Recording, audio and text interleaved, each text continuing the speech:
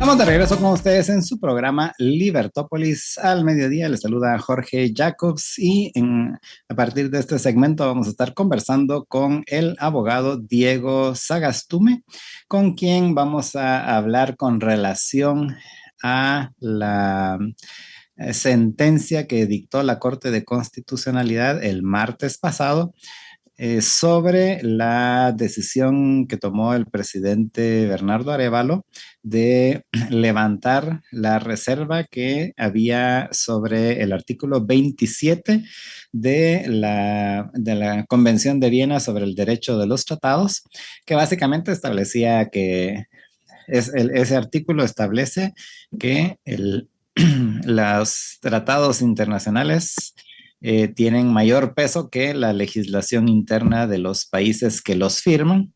Y la reserva que se había puesto era precisamente porque nuestra Constitución establece claramente de que la Constitución está por encima de los tratados, con excepción de los tratados que tengan que ver con derechos humanos. Pero esta sentencia fue dada el martes pasado y por eso hemos invitado a Diego, puesto que Diego fue uno de los que interpuso una de las acciones, porque entiendo que juntaron varias acciones con relación a este tema. Así que le damos la bienvenida a Diego. ¿Qué tal, Diego? ¿Cómo estás? Buenas tardes. Espero que hayas pasado una feliz Semana Santa.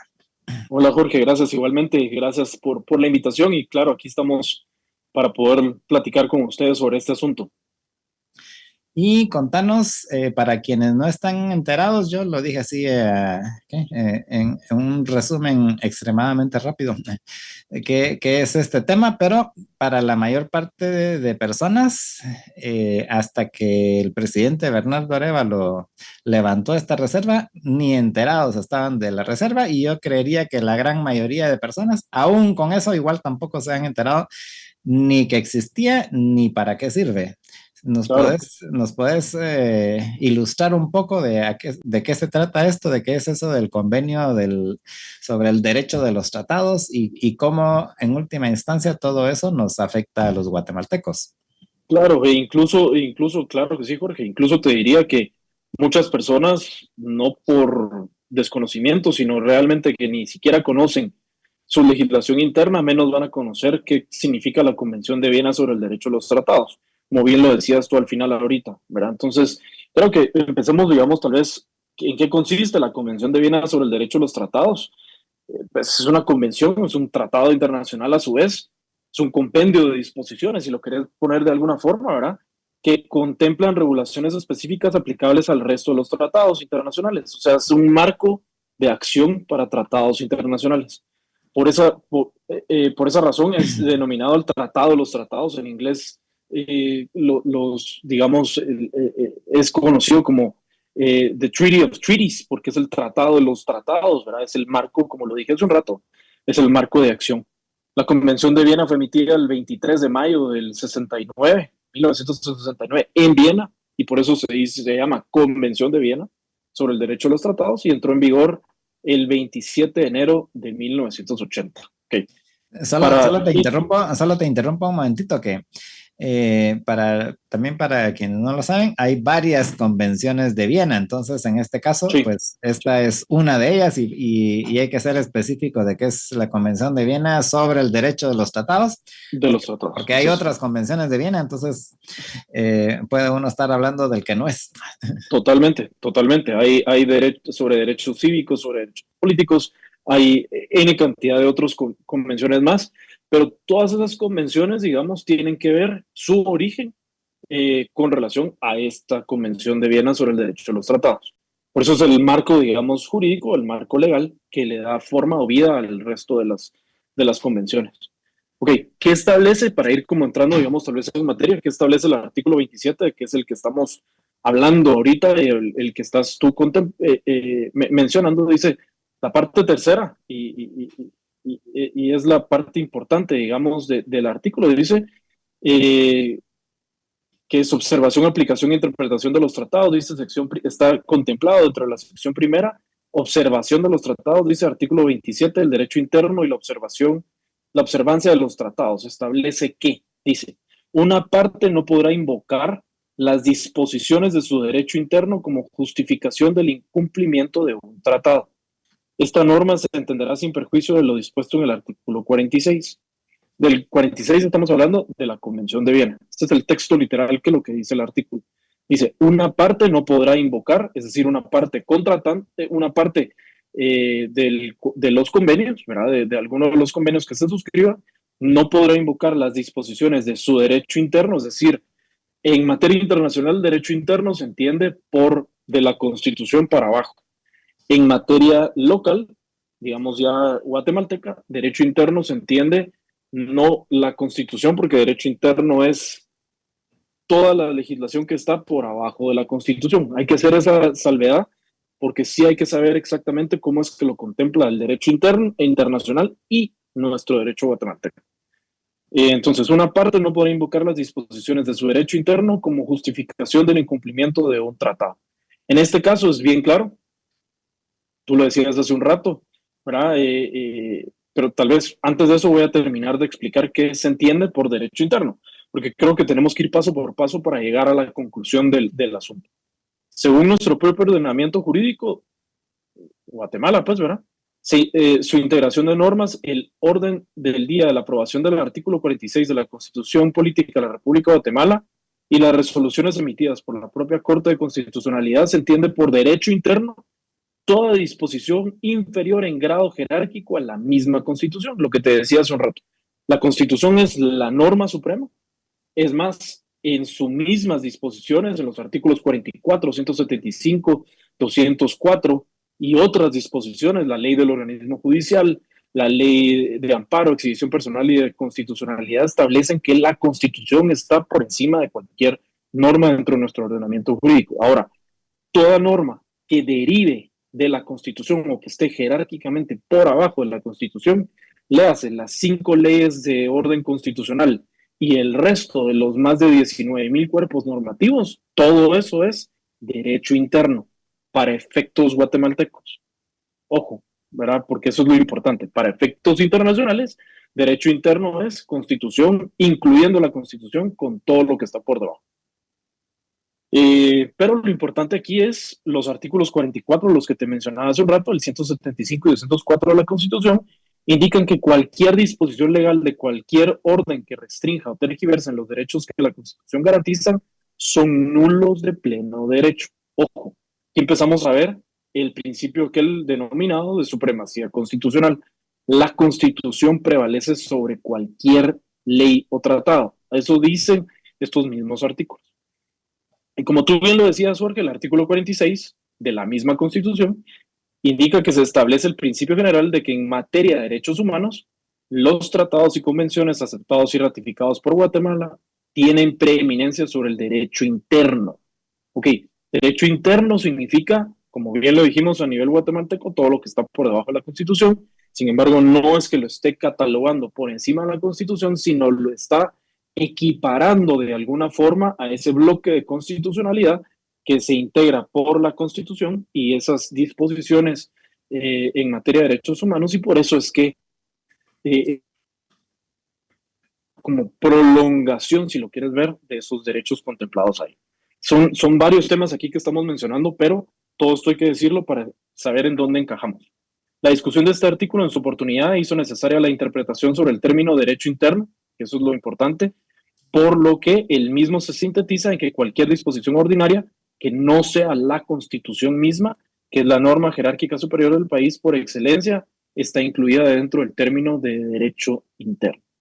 Entonces, ahora, creo que es importante, digamos, de mencionar ahora qué se entiende por reserva, porque ya dijimos qué es lo que dice el artículo 27, qué es lo que, cuál es la importancia de la Convención de Viena sobre el derecho de los tratados, qué es el principio de supremacía constitucional, en qué consiste el derecho interno también en Guatemala, y ahora qué se entiende por reserva. Según el artículo 2, literal D de la propia Convención de Viena sobre el derecho de los tratados, indica que se entiende por reserva lo siguiente: una declaración unilateral, cualquiera que sea su enunciado o denominación, hecha por un Estado al firmar, ratificar, aceptar o aprobar un tratado o al adherirse a él, con objeto de excluir o modificar los efectos jurídicos de ciertas disposiciones del tratado en su aplicación a ese Estado. Y es, ojo, porque es con relación a ciertos supuestos, no puede ser, o ciertas disposiciones, pues no puede ser con relación al tratado completo. No tendrías ningún sentido el haber ratificado una convención y reservarse la aplicación del tratado completo, ¿verdad? Entonces es con relación a ciertas disposiciones. Eh, ¿Qué fue lo que pasó, digamos, para efectos prácticos en Guatemala? La reserva se efectuó el 14 de mayo de 1997, el 27 de abril del 25, para hacer un poquito de reseña, ¿verdad? Se emitió el acuerdo gubernativo número 65-2025, el que es firmado por Bernardo Arévalo, César Bernardo Arévalo de León, el ministro de Relaciones Exteriores y el secretario general de la Presidencia de la República. En ese acuerdo gubernativo se establecía que Guatemala hacía el levantamiento de la reserva del artículo 27 sin ninguna justificación y absolutamente ninguna aclaración con relación a este tema. El 10 de abril del 2025 se comunicó a la Oficina de Tratados Internacionales de la Secretaría General de las Naciones Unidas sobre el levantamiento de la reserva. Ojo, se está notificando o se notificó primero a Naciones Unidas previo a que se publicara en el diario oficial el acuerdo gubernativo, por lo que ni siquiera era ley en el país cuando ya se le estaba notificando a Naciones Unidas. El 11 de abril del 2025 se emite una notificación de depositario con número de referencia CN 166-2025, treaties, etcétera, etcétera, en la que se comunica al Estado de Guatemala que la reserva fue levantada oficialmente el 10 de abril del 2025 sobre el artículo 27 de la Convención de Viena sobre el Derecho a los Tratados. Y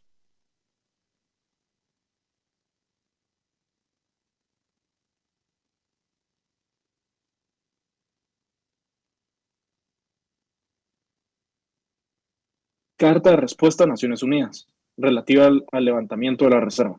Esta publicación se hizo 39, y eso es aquí vienen los puntos importantes también. Esta publicación se hace 39 días después de la suscripción del acuerdo gubernativo en cuestión. Es decir, ¿te imaginas la ilegalidad de haber emitido un acto administrativo, que es un acuerdo gubernativo, es un acto de la administración, que ni siquiera entró en vigor en Guatemala, no pudo ser cuestionado previo a, digamos, ser notificado a entes internacionales, y hasta 39 días después de ser emitido fue publicado? ¿Y cómo fue publicado? Incluso hasta con la misma respuesta de Naciones Unidas. Esto es una clara violación, digamos, a un proceso administrativo los pasos que deben de seguir los acuerdos gubernativos para entrar en vigor en Guatemala. Entonces, ¿cuándo entró en vigor el acuerdo gubernativo? Esa es la pregunta del millón, ¿verdad? ¿Entró en vigor antes o entró en vigor hasta ser publicado? Por supuesto que entró en vigor hasta ser publicado, no puede entrar en vigor antes de ser publicado, porque es el momento en que es conocido hacia terceros, y eso es 5 de mayo del 2025.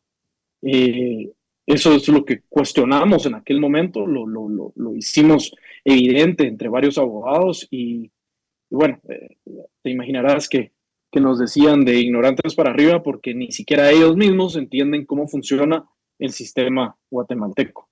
Eh, Ahora, si el acuerdo gubernativo no había entrado en vigor, ¿cómo fue Bernardo Arévalo y su equipo lo envía para conocimiento y notificación a Naciones Unidas como depositario? Esa es la pregunta que nos hacíamos en aquel entonces, pues, ¿verdad? ¿Cómo es posible que se saltan las trancas, perdón lo coloquial del tema, pero cómo es que te saltas las trancas y te vas de una vez a notificarle a Naciones Unidas algo que ni siquiera es ley en tu país? Eso es inaceptable, es inadmisible, es incomprensible.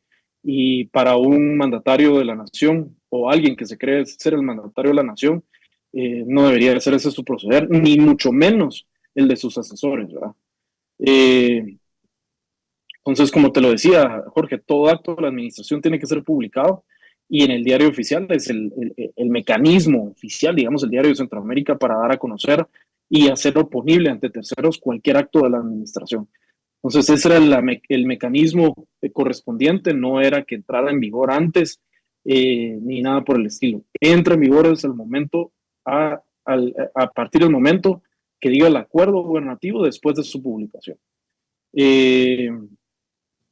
Porque te recordarás que ellos decían, y aquí tal vez solo voy a hacer este pequeño paréntesis, y es, Ellos decían es que entra en vigor de forma inmediata, era lo que ellos decían, a pesar de que no estaba publicado, porque el artículo 3 del propio decreto, del acuerdo gubernativo, establecía que entraba en vigor inmediatamente. Entonces, no, entra en vigor inmediatamente, ¿ok? A partir del momento de su publicación. Entonces, vuelvo y repito, entró en vigor 5 de mayo del 2025, es decir, el año pasado.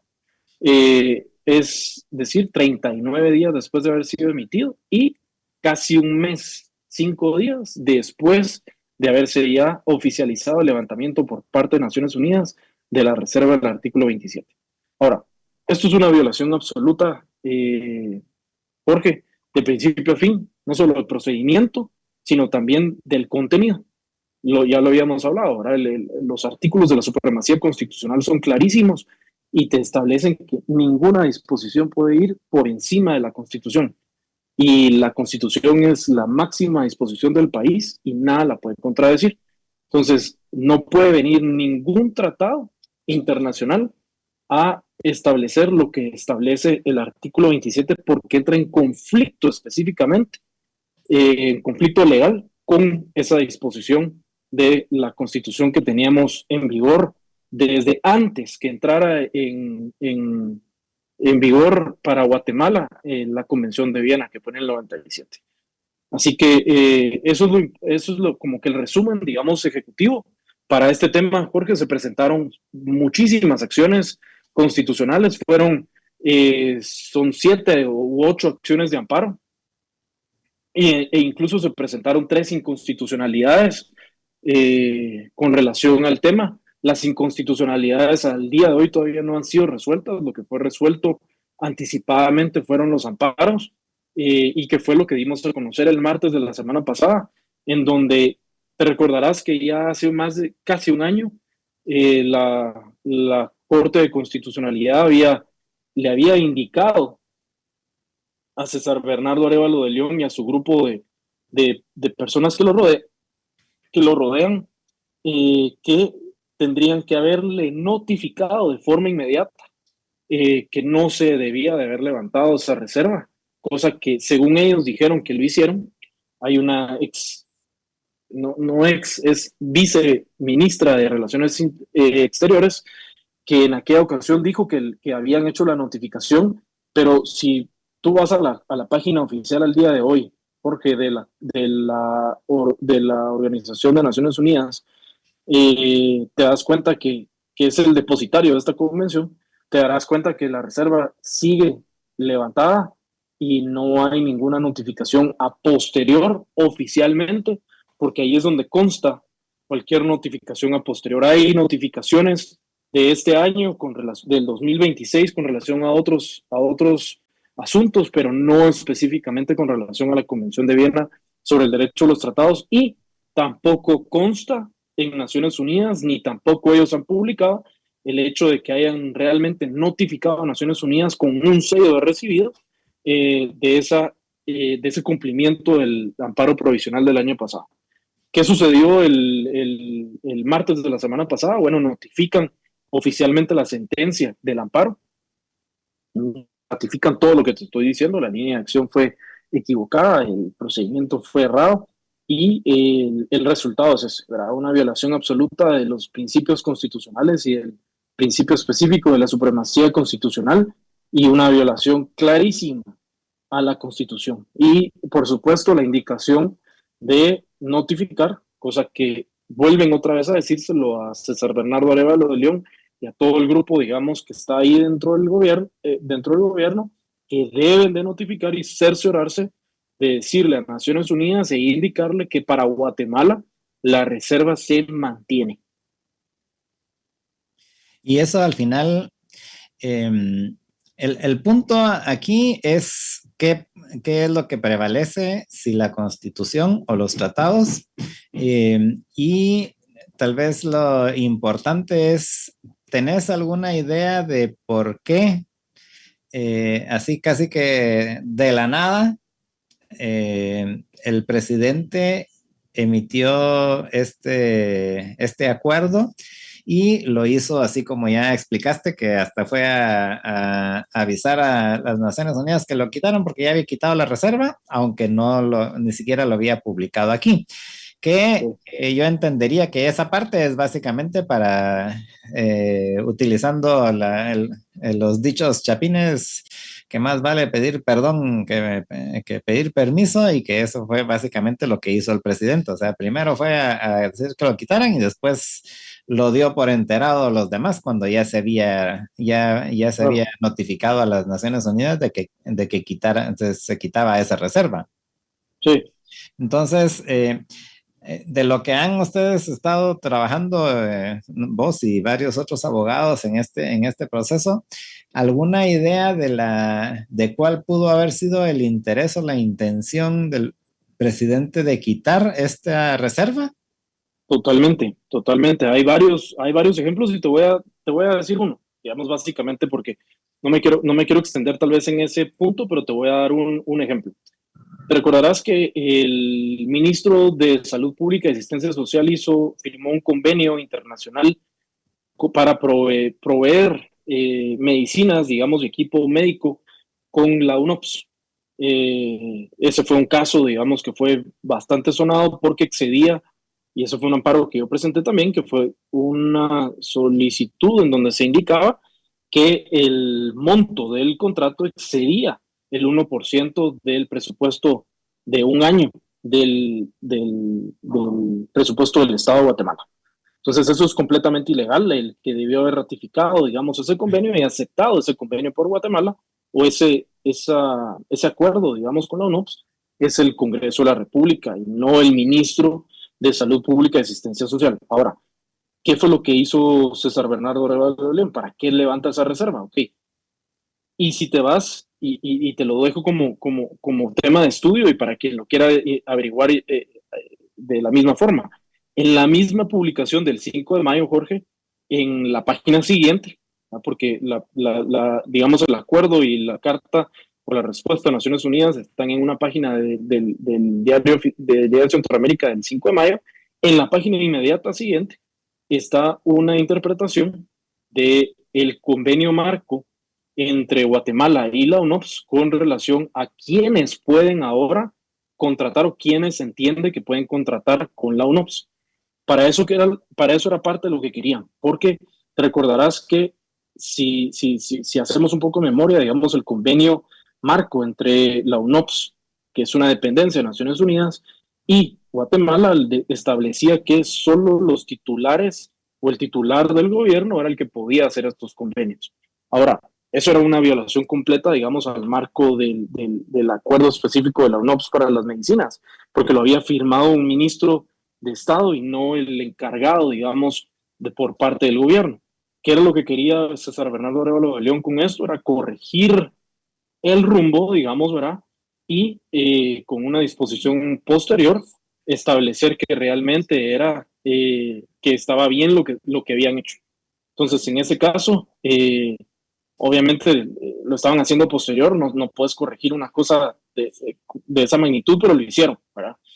Aquí todo lo que no se puede hacer lo han hecho y lo hemos evidenciado dentro de este proceso.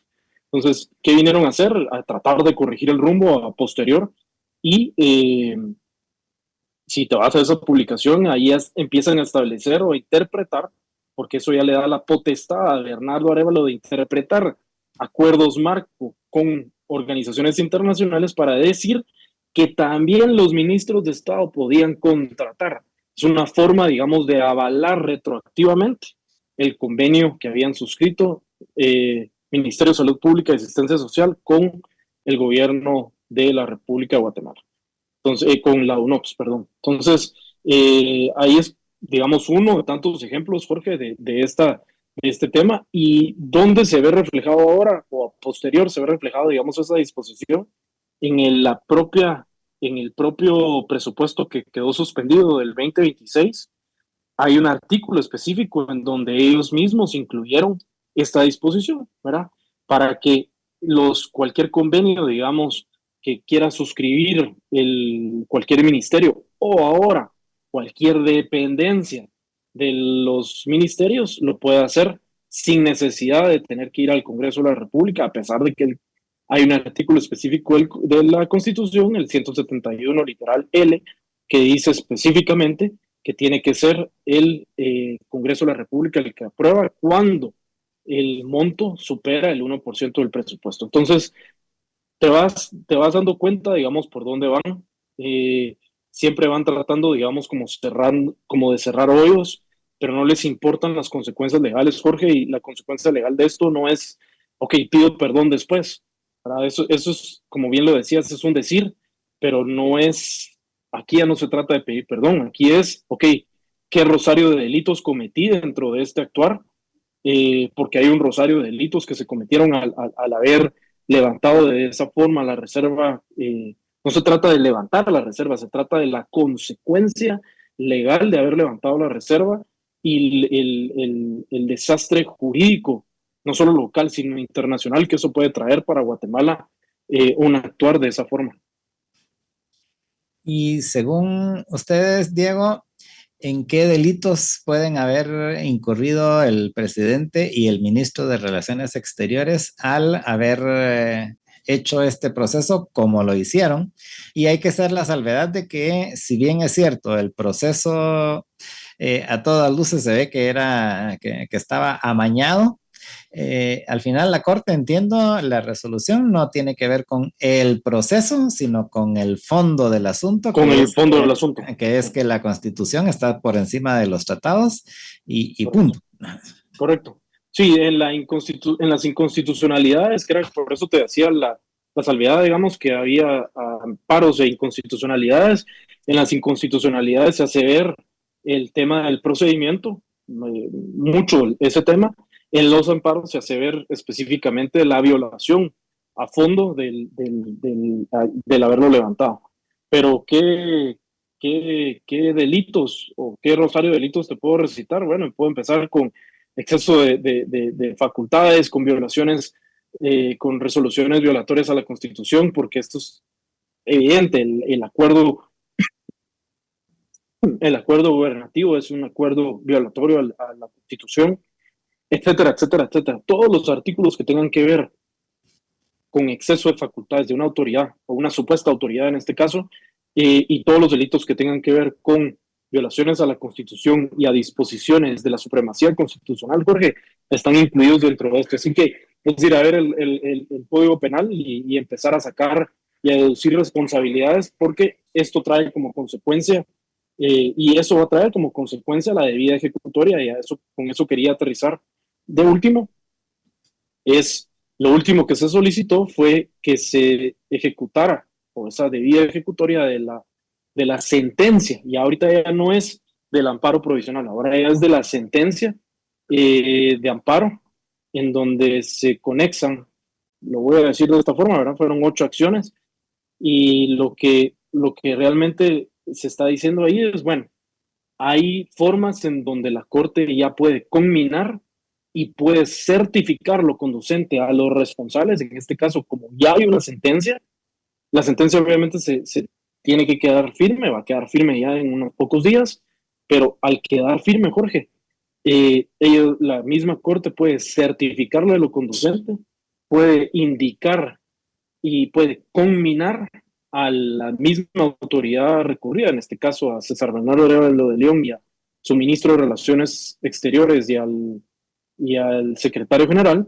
para que forzosamente hagan lo que les corresponde. Y si no lo hacen, Jorge, es otro delito el que estarían cometiendo, que es el delito de desobediencia de una resolución judicial, en cuyo caso pues también tendrá las consecuencias de esto. Y esto, ¿a qué lleva todo esto? Bueno, esto lleva a que incluso podría ser un cúmulo como es un cúmulo de delitos, se les puede ir aumentando, digamos, la pena como corresponda, porque la intención real, que es lo que importa también en este tipo de casos, la intención real era no solo cubrirse las espaldas, sino que no les importó, digamos, el haber violado la Constitución dentro del proceso.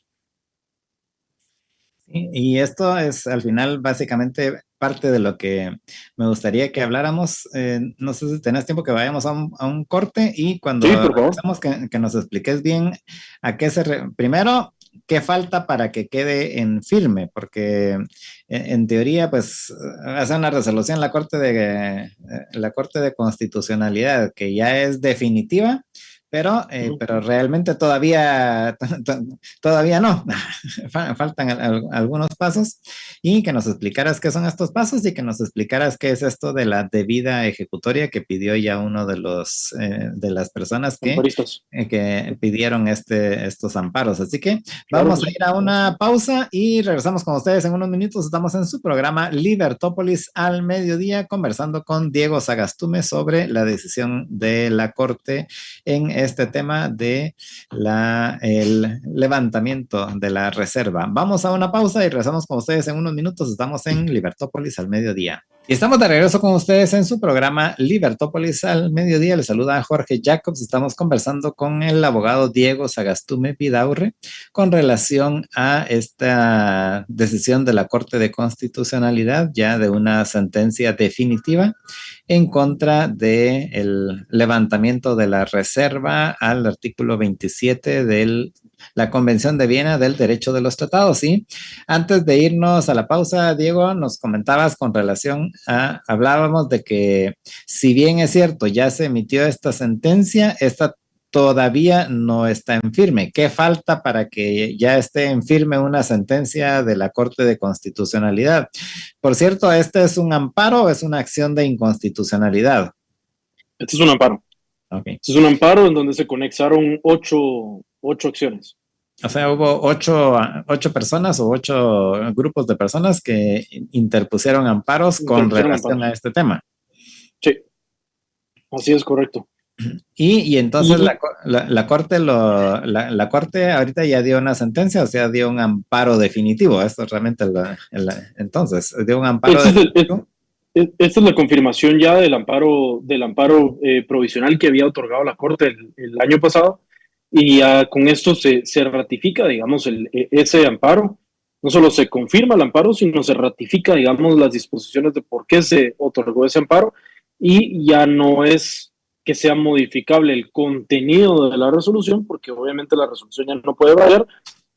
Lo único que se puede pedir o lo que se puede solicitar a la Corte es aclaraciones o ampliaciones que deberán pedirse dentro de las 24 horas siguientes de notificado el auto o la sentencia. Es decir, a este momento, Jorge, ya ese momento de haberlo solicitado, valga la redundancia, de haber solicitado esa aclaración o ampliación, ya pasó. ¿Verdad? Pero no sabes si alguien metió no, hasta este momento no. O sea, no han sido notificados, pero pudiese ser que sí hubiesen puesto un recurso de aclaración, ¿no? Pudiese ser que sí, lo cual no modifica, digamos, aclarar o ampliar, no modifica el contenido de la sentencia, solo hace más claros a su vez, digamos, ¿verdad? Los términos de la resolución, si en algún momento fueron oscuros o algo, pero es a criterio de la misma Corte el aclararlo o no, ¿verdad?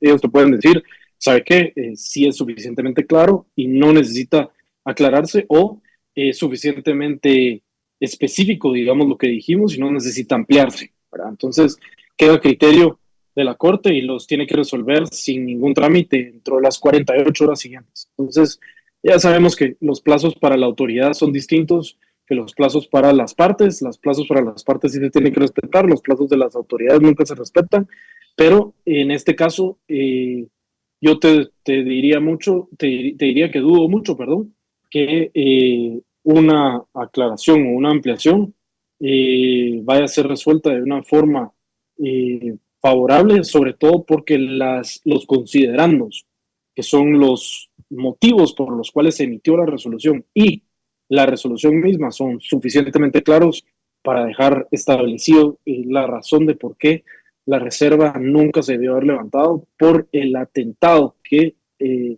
se le ocasionó, digamos, al orden constitucional guatemalteco.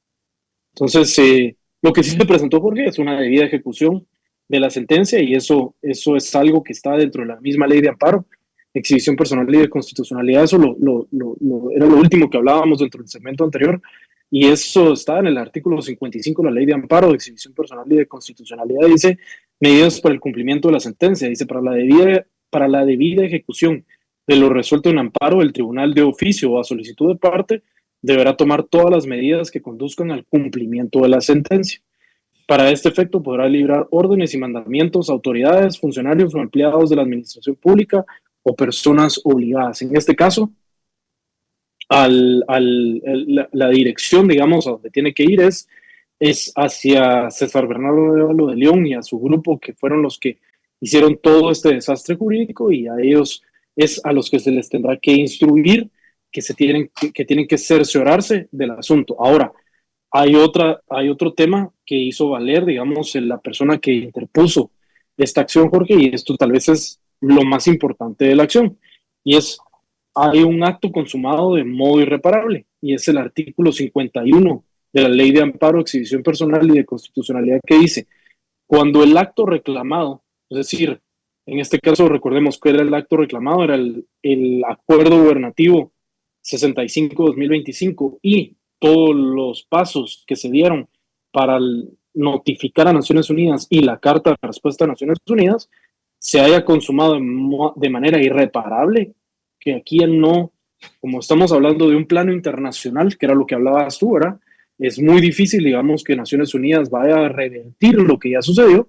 Entonces, esto es un acto consumado de forma irreparable, de manera irreparable, o cuando hubieran cesado sus efectos, la sentencia del Tribunal de Amparo hará la declaración correspondiente y mandará a deducir responsabilidades civiles y penales. Entonces, esto es una especie, digamos, de ampliación que solicitó a través de esta debida ejecutoria el amparista para que la propia Corte se pronuncie en el sentido de que el acto reclamado ya se consumó de manera irreparable. O sea, ya no hay forma, o por lo menos se puede tratar, pero es muy complicado, digamos, de revertirlo, ¿verdad? O revertir ese daño que se ocasionó a lo largo del año. Te recordarás que incluso había un comunicado el año pasado por parte del gobierno de la República en donde decían que iban a esperar la sentencia de amparo para ver qué era lo que iban a hacer ellos mismos.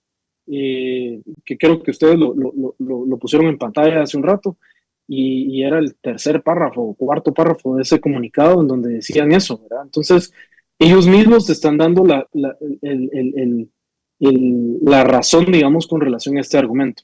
Entonces, es muy importante, digamos, decir esto. ¿Por qué? Porque es la misma Corte de Constitucionalidad en su propia sentencia la que puede deducirle, ya no solo certificarlo conducente, sino también decir, ok, como se consumó de forma irreparable el acto reclamado y no se puede revertir de una simple forma, le deduzco responsabilidades civiles y penales a los responsables.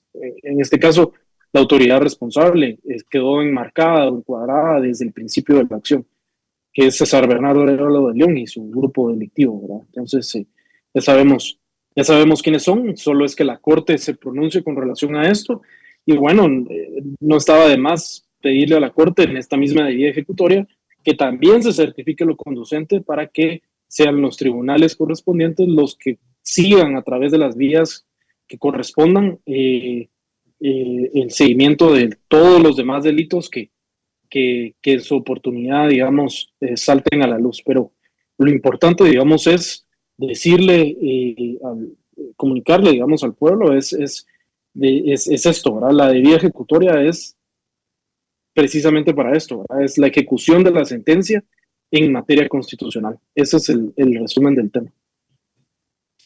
Y al final, con esta debida solicitud de debida ejecutoria, se puede subsanar el tema, porque mencionaste ahorita hace un momento, y yo lo mencioné al inicio del programa, de que es casi irreparable el tema, porque según entiendo este convenio, el mismo convenio de Viena del derecho de los tratados, establece que cuando se quita una reserva ya no se puede volver a poner, algo así, si mal no recuerdo. ¿A eso te referís con que el daño es irreparable? Sí, lo que pasa es que en derecho internacional público las formas no les importa, digamos, cómo llegaste a ese punto no les importa tanto como el resultado de lo que fuiste a notificar, digamos, ¿verdad? Ahí no les estás la notificación del Ministerio de Relaciones Exteriores, no les tenés que explicar, es que seguimos los procesos internos de Guatemala para poder llegar a esta resolución. Ellos simple y sencillamente fueron a notificar y Naciones Unidas toma como válido el proceso interno del país porque dice, ok, si usted me vino a notificar significa que todos los procesos internos los cumplió.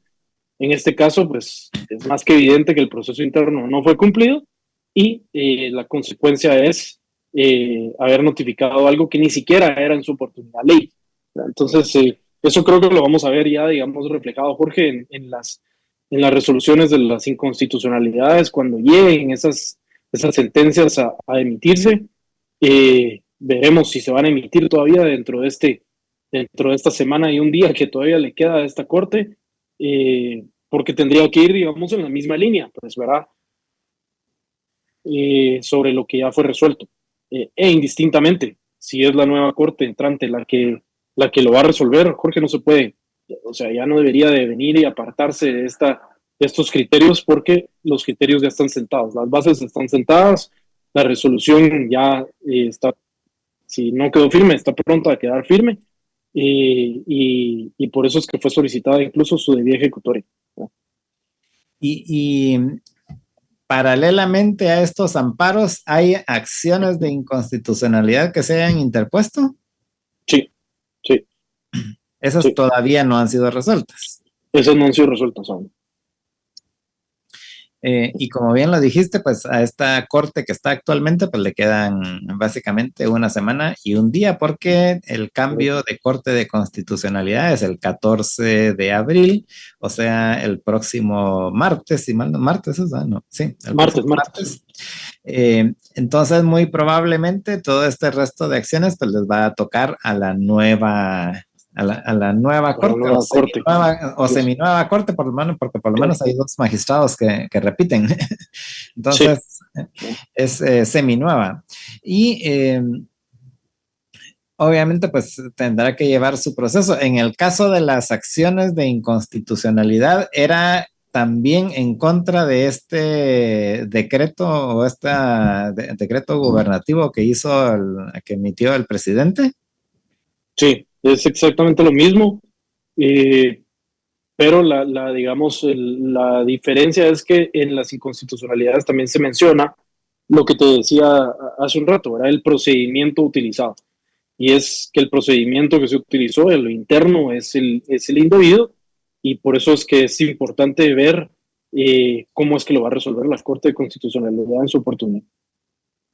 Porque todo eso completa, tal vez, digamos, a lo que voy es que todo eso completa el argumento de la razón de por qué Naciones Unidas sí tiene que entender que el proceso que se llevó a cabo no solo no se cumplió con el trámite que manda la ley, sino que encima de todo se levantó algo que entra en conflicto de forma inmediata con nuestras disposiciones internas, pues, ¿verdad? O sea, ese artículo va a ser imposible poderlo cumplir, y ahí es donde hay que entrar en razón con el depositario. Y no es entrar en razón, es decirle, mire, no se siguió el proceso correspondiente y se tiene que se revirtió el proceso por mandato interno, y ahorita pues lo que corresponde es que te mantenga la reserva, ¿no?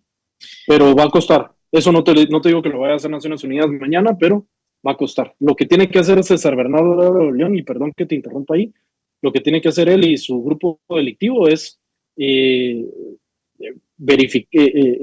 digamos, comprobarle o confirmarle a la población que la notificación la hizo, y enseñar los sellos de recibido de las notificaciones y las insistencias para que el asunto se revierta ya ahora que la sentencia ya está emitida. Y esto es lo que tendría que hacer el presidente, aunque como mencionabas, pues del otro lado, que lo hagan o no es más complicado. Ahora bien, ¿cómo queda, presumiendo que no lo hacen o que se tardan 10 años en hacerlo? ¿Qué efectos tiene para los guatemaltecos ese limbo legal en el que estaríamos? Mira, el limbo legal para nivel internacional, nosotros estamos, la inversión, digamos, de esa pirámide jerárquica queda que los tratados internacionales ahora ya no importa qué materia sea o qué, están por encima hasta de la propia Constitución. Eso es viéndolo desde una perspectiva internacional, pero viéndolo desde una defensa, digamos, guatemalteca, es nuestro asunto queda exactamente igual como estaba, y ahí es donde empieza el conflicto, digamos, entre quién tiene la razón, ¿verdad? El que hace cumplir el tratado o el que lo tiene que cumplir, ¿verdad? Que en este caso el que lo tiene que cumplir es Guatemala y el que lo tiene que hacer cumplir es toda la estructura, digamos, a la que depende o la que tiene la facultad y jurisdicción para poder internacionalmente make it enforceable, como dicen los gringos, ¿verdad? O sea, ejecutarlo. Eh, entonces yo te diría, este es un conflicto serio, es un conflicto muy complejo el que nos metieron, y la justificación de ellos es que solo hay dos países o había dos países a nivel internacional que tenían esa reserva. Es que no importa, ¿verdad?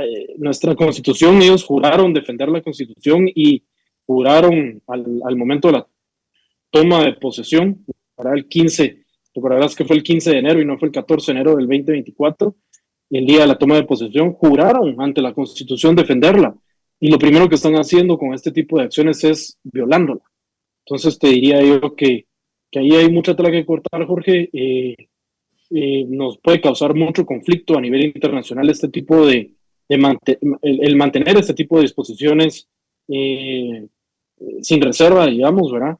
Porque pueden venir malas intenciones, como ya te mencioné, un simple caso, ¿verdad? El caso del acuerdo marco con la UNOPS, que fue publicado el mismo 5 de mayo del 2025, el año pasado, en la página siguiente inmediata del acuerdo gubernativo 65-2025. O sea, fueron tan descarados que incluso ni siquiera lo hicieron como un poco separado, ¿verdad? No, el mismo día publican esto para hacer más evidente, digamos, si el que lo quiera ver ahí está, y con eso haces más evidente, digamos, una de tantas intenciones de por qué querían hacerlo. Y su justificación siempre fue, Jorge, estamos cumpliendo los procesos, yo tengo la facultad, decía César Bernardo Arevalo de León, de poder levantar las reservas, y señor, la verdad que yo creo que asesores es mejor porque siguen metiendo la pata, ¿verdad, Jorge? Y creo que esto ya no es una metida de pata, estos son delitos, ¿verdad? Están en el ejercicio de una función pública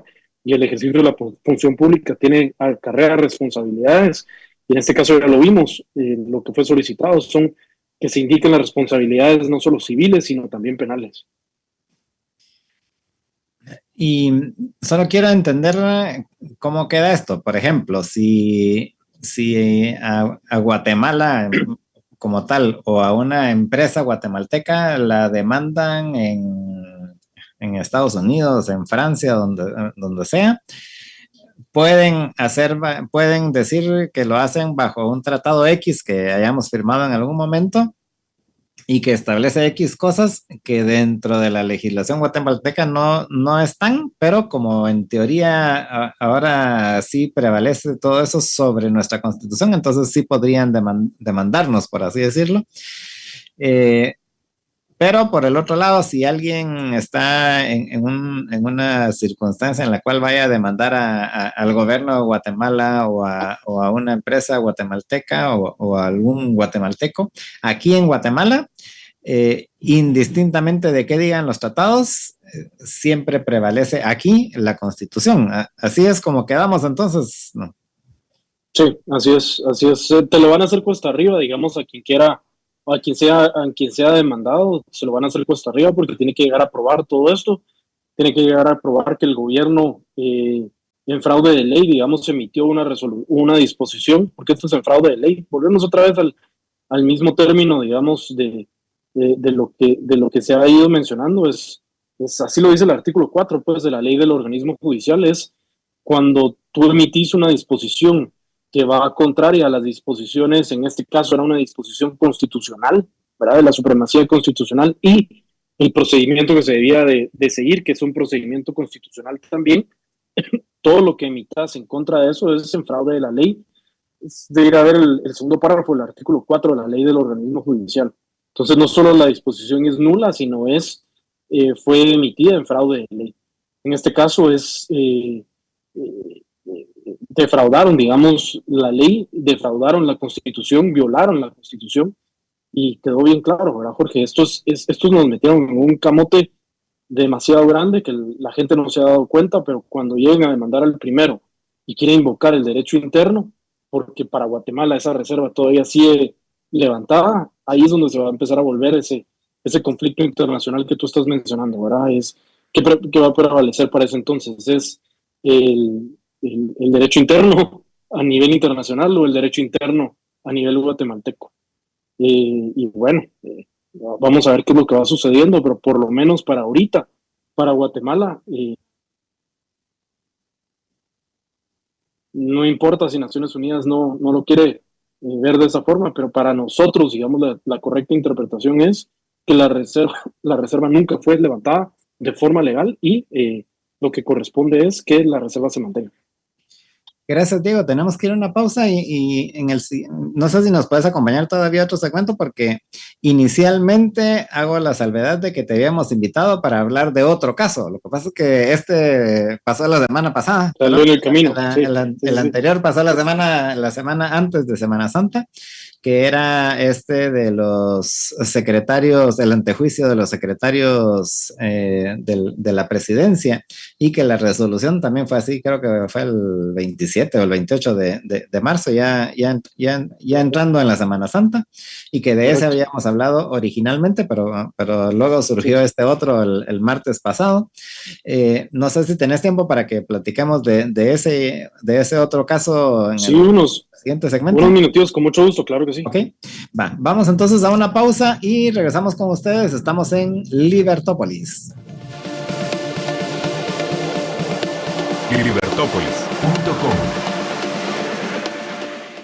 Estamos de regreso con ustedes en su programa Libertópolis y estamos conversando con el abogado Diego Sagastume Vidaurre con relación a varias acciones que fueron resueltas. Ya hablamos en los segmentos anteriores con relación a esta de levantamiento de la reserva, con relación al tema del convenio este de Viena, pero justo antes de la Semana Santa, no recuerdo si fue el viernes o el sábado, el viernes de Dolores, la Corte de Constitucionalidad emitió otra resolución de una acción que había presentado Diego y que estaba conectada con otras que habían presentado otras personas sobre el antejuicio de los secretarios de la presidencia. Y el argumento es de que en la Constitución solamente se habla de dos, o sea, se habla específicamente de dos secretarios de la presidencia, a los cuales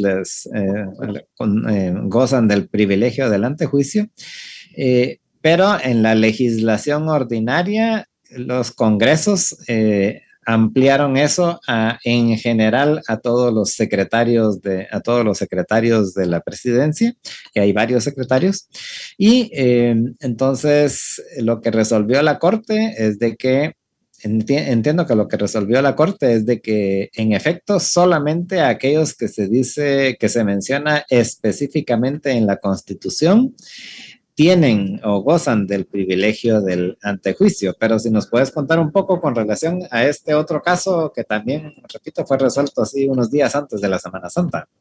Sí, gracias Jorge. Fue como tú decías, el viernes antes de la Semana Santa y ese día fue el que me lo notificaron y que era básicamente, esto se presentó el 22 de julio del 24, la primera acción, porque hay dos, esta sí es una inconstitucionalidad. Esta es la primera acción, que era la nuestra, la presentamos el 22 de julio del 24 y la segunda acción fue presentada el año pasado, en el 25. A nosotros no nos otorgaron la suspensión provisional en su oportunidad, sino se la otorgaron el 25 de noviembre a la otra acción. Hasta ese momento no habían acumulado los dos procesos, los acumularon hasta este año. Y cuando resuelven las inconstitucionalidades, bueno, nos otorgan a nosotros la razón por haber sido nosotros el primer expediente y al otro expediente le dicen, bueno, aténgase a lo resuelto en el otro expediente, pues, ¿verdad? ¿Qué era lo que pretendíamos, Jorge? Bien lo decías hace un rato, Hay un artículo en la Constitución que dice que solo los secretarios privado y general de la Presidencia de la República son los únicos que tienen el derecho de antejuicio, más no otros, no menciona ningún otro. La ley del organismo ejecutivo, que es una ley del 97, otorgaba este derecho de antejuicio en sus modificaciones y en su texto, otorgaba el derecho de antejuicio a 4 secretarías que no eran el general ni el privado de la presidencia. Eran secretario de Coordinación Ejecutiva de la presidencia, es el primero; secretario de Comunicación Social de la presidencia, es el segundo; secretario de Planificación y Programación de la presidencia, es el tercero, el de Secreplan; y el cuarto es el de la Secretaría de Asuntos Administrativos y de Seguridad de la Presidencia de la República, que es el secretario de las AAS.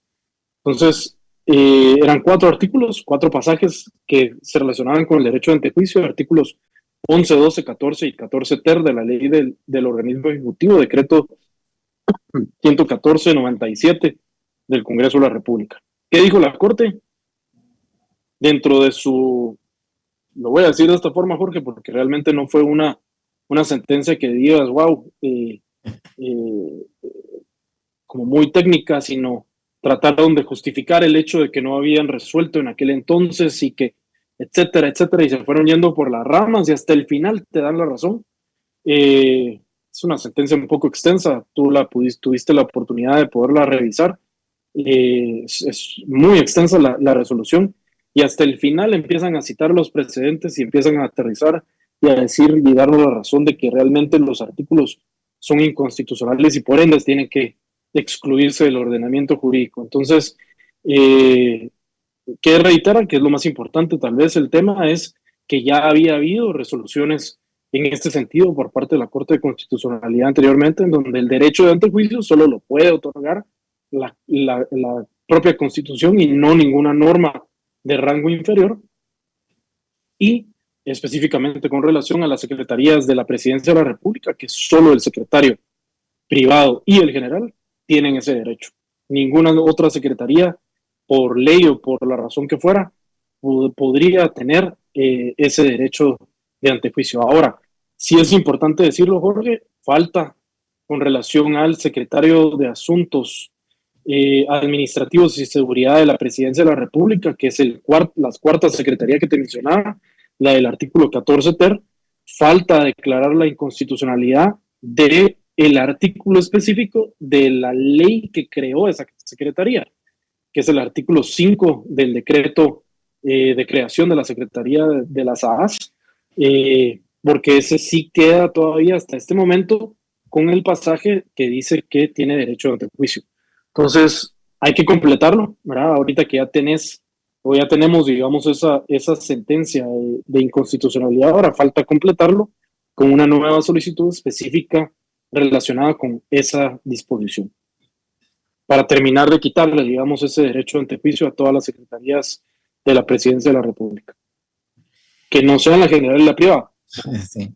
Y la pregunta del millón es, ¿por qué le pusieron a estas secretarías o al resto de las secretarías este privilegio? Obviamente yo entiendo de que los políticos y los gobernantes pues siempre van a buscar cómo ampliar sus derechos, bueno, ampliar sus prerrogativas, más bien no derechos, pues incluso yo el antejuicio no lo considero un derecho, sino lo considero un privilegio.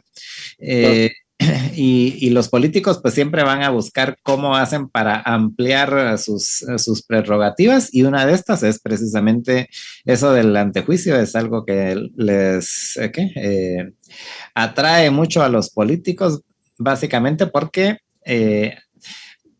probablemente ya no tanto, pero sí se ha utilizado en muchas ocasiones, básicamente para apañar la impunidad, en el sentido de que se ha utilizado, o sea, incluso para crímenes, para evitar ser procesados por crímenes que no tenían absolutamente nada que ver con la gestión pública, como por ejemplo totalmente. en alguna ocasión hasta por un asesinato, me recuerdo, eso fue hace unos 30 años, pero hubo un funcionario que evitó que lo procesaran por un asesinato que era a todas luces él había cometido, pero como tenía el privilegio del antejuicio, al final no se le persiguió y no sé si después se le persiguió cuando ya no lo tenía, pero el punto es de que los políticos, mientras más prebendas, mientras más prerrogativas puedan tener, mejor. Y pues así es como han ido poniendo cosas como estas, que ahorita la Corte pues ya dictaminó que no les aplica. Ahora bien, dentro de este tema se ha hablado mucho con relación a que estas acciones iban específicamente en contra en ese momento de el que era el secretario de Comunicación Social de la presidencia, eh, y que precisamente porque él tenía algunas acusaciones ahí en un caso, incluso creo que anterior a su función en el gobierno, y fue notorio que justo una semana antes de que se emitiera la suspensión provisional, a él se le removió del cargo y se la mandó de vacaciones, digo, se la mandó a Roma a estar en el Vaticano, Correcto. como embajador en el Vaticano, que ahí pues tiene otras prerrogativas en el tema diplomático, pero al final se ha hablado o se ha dicho mucho con relación a que era por ese caso específico y que tan así que una semana antes fue que a él lo quitaron del cargo y lo mandaron al Vaticano. Que por cierto también denota que será que había conocimiento previo de que en una semana iban a suspender provisionalmente este tema y que por eso justo en ese momento lo quitaron. Pues hay muchas interrogantes que quedan ahí, pero ¿qué nos puedes contar de ese caso? ¿Ustedes lo hicieron por ese caso en particular? No, si te das cuenta, nosotros lo presentamos por 4 secretarías, no era solo por una secretaría. Obviamente coinciden los tiempos, Jorge. Yo vengo hablando de este tema desde mi tesis de licenciatura, te estoy hablando desde hace más de 15 años, ¿verdad? O 16 años desde que tengo ejercicio profesional. Esa fue mi tesis de licenciatura y ahí está establecido cuáles eran las inconstitucionalidades que en todo caso se tenían que presentar. El tema es, no tenés tiempo para hacerlo todo, pues, ¿verdad? O te dedicas, digamos, a tu ejercicio profesional o te dedicas a limpiar lo que otros no han limpiado anteriormente, ¿verdad? Porque aquí te estoy hablando de 2000, te estoy hablando de los 2008, 2009, 2009 más que todo, ¿verdad? Que fue cuando ya entrego mi tesis, pero en ese entonces sí, yo estaba empezando mi ejercicio profesional. Sin embargo, en el 2015 sí presenté una de todas las acciones, que fue la inconstitucionalidad contra el derecho de antejuicio a los candidatos a elección general. La Corte de aquel entonces emitió una resolución que cuando tengas tiempo ahí te la voy a compartir, que es un mamarracho de resolución, la verdad, lo tengo que decir de esa forma, porque realmente confunden todo, ¿verdad? Confunden jerarquía normativa, confunden todo lo que se te pueda ocurrir, pero con relación a este tema, Jorge, sí, había un momento, había que presentarlo y bueno, era oportuno, digamos, empezar ya a quitar sobre todo esta lucha que se empezó en el 2023 entre tantos por mi persona, de querer limpiar, digamos, las estructuras desde la perspectiva de un ciudadano, limpiar todas estas estructuras que han estado en el gobierno, y parte de ello era esto, pues, ¿verdad? Entonces, lo hicimos en este momento, pues, gracias a Dios la Corte ya nos dio la razón, y ya las secretarías, ya por lo menos 3 secretarías ahorita ya quedan limpias con relación a este tema y no pueden ya, si ponían a gente muy de su confianza a ser protegidas dentro de esos cargos, ya no lo van a poder seguir haciendo. y hay que terminar de limpiar las AAs porque esa es la última que queda. Te recordarás que esta gente que está ahorita en el cargo criticaba mucho el tema de las AAs desde que venía Yamatei, y ahorita pues el primero que se pronunció en contra de que le quitaran el derecho de antejuicio a sus secretarios fue César Bernardo Arévalo de León, pues, ¿verdad? Entonces, eh, por un lado dicen una cosa, pero por el otro lado te dicen otra, ¿verdad? Entonces, eh, hay que ver ahorita qué es lo que van a hacer. Por el momento sí fue muy evidente lo que tú mencionabas, Jorge, y con eso te regreso el micrófono. Fue muy evidente el hecho de que una semana o semana y media antes de que se emitiera la resolución y se publicara la suspensión provisional con relación al otro expediente, se removiera a Santiago Palomo del cargo y se le mandara, digamos, al exterior. Eso fue muy evidente. Entonces habría que ver quién fue el que le filtró la información y cómo fue que llegó a él ese tipo de asuntos. Pero eso ya corresponderá, digamos, a una investigación que tendrá que hacer el Ministerio Público en su oportunidad. Gracias, Diego. Y tal vez solo para terminar, ¿qué implicaciones tiene esto para el ciudadano, y para los funcionarios? Porque incluso alguien decía, bueno, pues ahora van a tener que tener más cuidado con las decisiones que toman porque ahora sí pueden tener que responder ante ellas. Eso quiere decir que si alguien tiene el privilegio del antejuicio, entonces puede hacer lo que se le da la gana y no tiene que No, responder ante las consecuencias de las decisiones que toma. no, esa es una mala concepción, digamos, de los que les aplauden a ellos como focas. Jorge, o sea, hay que decirlo de esa forma, es una forma muy coloquial y muy burda de decirlo, pero es que les aplauden como focas y les dicen, hacen cualquier cosa y ahí están, va de aplaudirles, ¿verdad? Las cosas que están haciendo, cuando realmente te das cuenta que muchas de ellas son ilegales, y esto no se trata de, es que ahora hay que tener más cuidado, no, siempre tuvo que haber tenido cuidado. La responsabilidad de un funcionario público es de principio a fin, y solo puede hacer lo que la ley le permite, no puede excederse de las funciones ni de las facultades que la ley le atribuye. Así que es, es cierto, ahora tal vez tiene que tener los ojos más abiertos para no cometer de principio alguna arbitrariedad, pero sí, esos ojos abiertos los tiene que tener desde el momento en que aceptó el cargo, Jorge. No, no es a partir de ahorita, pues, verá. Eso solo te da a entender que han utilizado las titularidades de las secretarías para cometer cualquier tipo de arbitrariedades, como ha sido el caso, y ya lo hemos demostrado y lo podemos ampliar en otros programas con relación a esos temas, ¿verdad?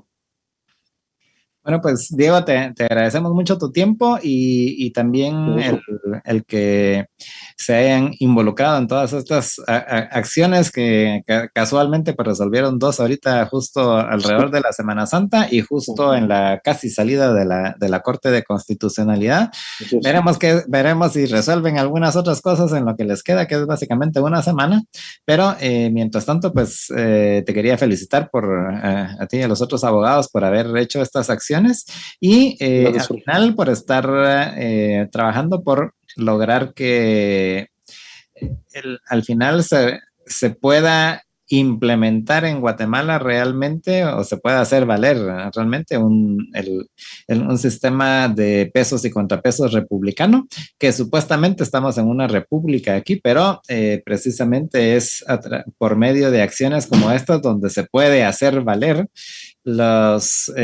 estos principios republicanos de separación de poderes y de límites al ejercicio del poder, que pienso que es lo más importante.